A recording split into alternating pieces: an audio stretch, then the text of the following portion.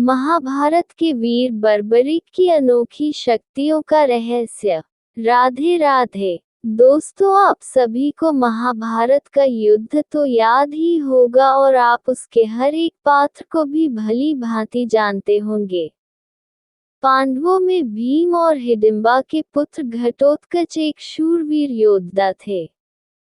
घटोत्कच जब अपने परिजनों के दर्शन के लिए इंद्रप्रस्थ आए तो श्री कृष्ण ने पांडवों से घटोत्कच का शीघ्र विवाह करने को कहा।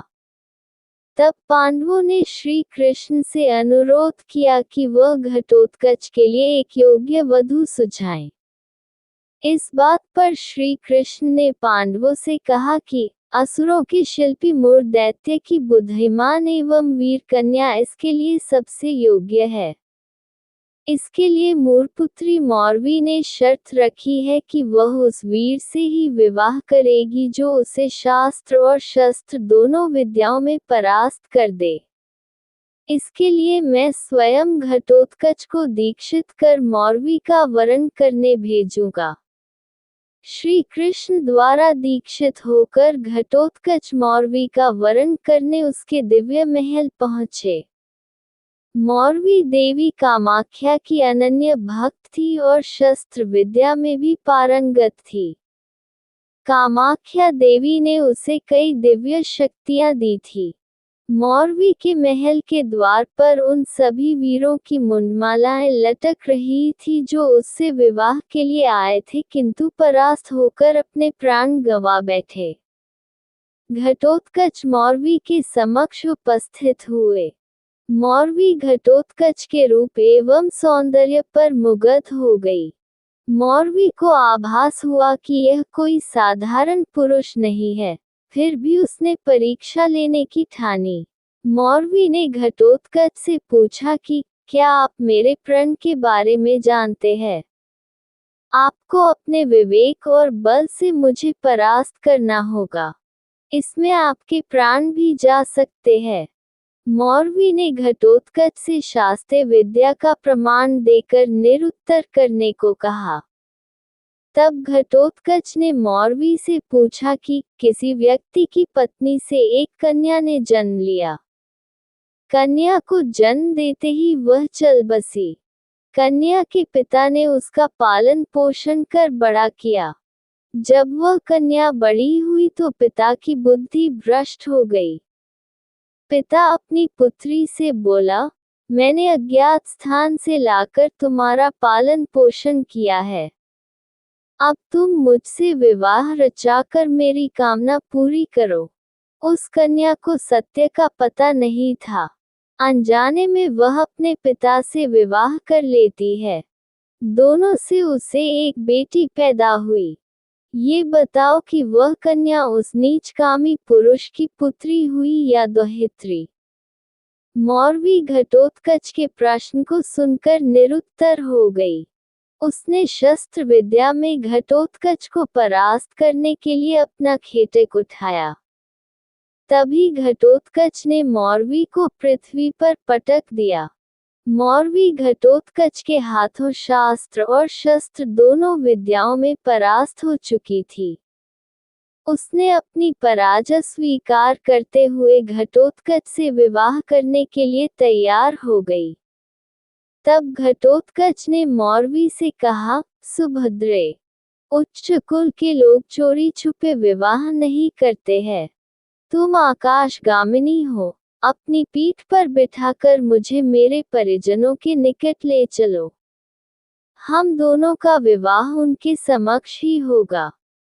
मौरवी ने घटोत्कच की बात मानकर उनको अपनी पीठ पर बिठाकर उनके परिजनों के समक्ष ले आई। यहाँ श्री कृष्ण एवं पांडवों की उपस्थिति में घटोत्कच का विवाह मौरवी के साथ विधि विधान से हुआ।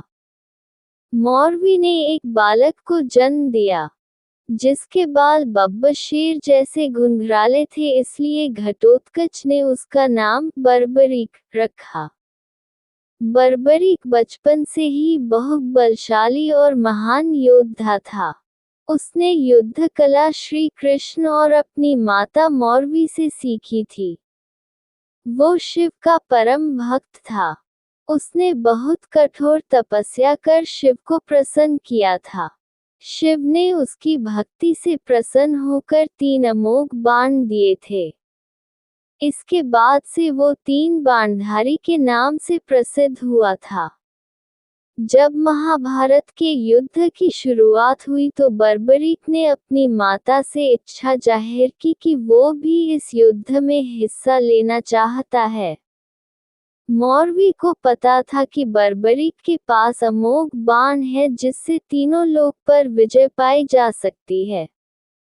मौरवी ने बर्बरीक को आशीर्वाद देने के साथ ही यह शर्त भी रखी कि युद्ध में जो पक्ष हार रहा होगा वह उनकी तरफ से लड़ेगा। माता मौरवी का आशीर्वाद लेकर बर्बरीक चल निकला। श्री कृष्ण को जब इस बात का पता चला तो वो सोच में पड़ गए। उन्हें पता था कि बर्बरीक अगर युद्ध में शामिल हुआ तो पूरे महाभारत की काया पलट जाएगी।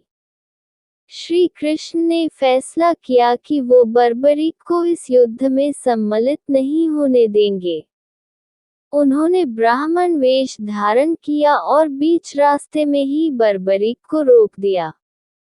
उन्होंने बर्बरीक से कहा कि सिर्फ 3 बाण से कोई युद्ध कैसे जीत सकता है। बर्बरीक श्री कृष्ण को पहचान ना सके। उन्होंने कहा कि उनका एक बाण ही युद्ध जीतने के लायक है, अगर तीनों बाण चला दिए तो ब्रह्मांड का विनाश हो जाएगा। तब श्री कृष्ण ने बर्बरीक को चुनौती दी कि पेड़ के सारे पत्तों को भेद के दिखाओ। बर्बरीक ने शिव का स्मरण करते हुए बाण चलाया और सारे पत्ते पलक झपकते ही धराशायी हो गए। बाण श्री कृष्ण के पैर के आगे पीछे घूमने लगा तो बर्बरीक ने कहा कि आप अपना पैर पत्ते से हटा लें, वरना ये बाण आपके पैर को भेदते हुए पत्ते को खत्म कर देगा। तब श्री कृष्ण ने बर्बरीक से पूछा कि वो युद्ध में किसकी तरफ से शामिल होने जा रहा है। तब बर्बरीक ने बताया कि वो युद्ध में उसकी तरफ से सम्मिलित होगा जो युद्ध हार रहा होगा। श्री कृष्ण जानते थे कि युद्ध में विजय पांडवों की होगी और माता को दिए वचन के अनुसार बर्बरीक कौरवों की ओर से लड़ेगा, जिससे अधर्म की जीत हो जाएगी।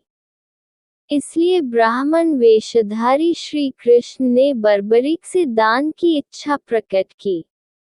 बर्बरीक ने दान देने का वचन दिया। तब श्री कृष्ण ने दान में बर्बरीक से उसका सिर मांग लिया। बर्बरीक समझ गया कि ऐसा दान मांगने वाला ब्राह्मण नहीं हो सकता है। बर्बरीक ने ब्राह्मण से कहा कि आप अपना वास्तविक परिचय दीजिए। इस पर श्री कृष्ण ने उन्हें बताया कि वह कृष्ण हैं। सच जानने के बाद भी बर्बरीक ने सिर देना स्वीकार कर लिया, लेकिन एक शर्त रखी कि वह उनके विराट रूप को देखना चाहता है तथा महाभारत युद्ध को शुरू से लेकर अंत तक देखने की इच्छा रखता है। भगवान श्री कृष्ण ने बर्बरीक की इच्छा पूरी की। सुदर्शन चक्र से बर्बरीक का सिर काटकर सिर पर अमृत का छिड़काव कर दिया और एक पहाड़ी के ऊंचे टीले पर रख दिया। यहाँ से बर्बरीक के सिर ने पूरा युद्ध देखा। युद्ध समाप्त होने के बाद जब पांडवों में यह विवाद होने लगा कि किसका योगदान अधिक है, तब श्री कृष्ण ने कहा कि इसका निर्णय बर्बरीक करेगा जिसने पूरा युद्ध देखा है।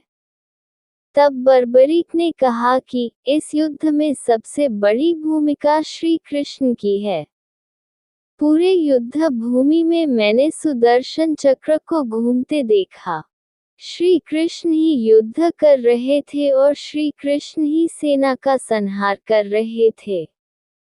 बर्बरीक के इस बलिदान को देखकर दान के पश्चात श्री कृष्ण ने बर्बरीक को कलियुग में स्वयं के नाम से पूजित होने का वर दिया।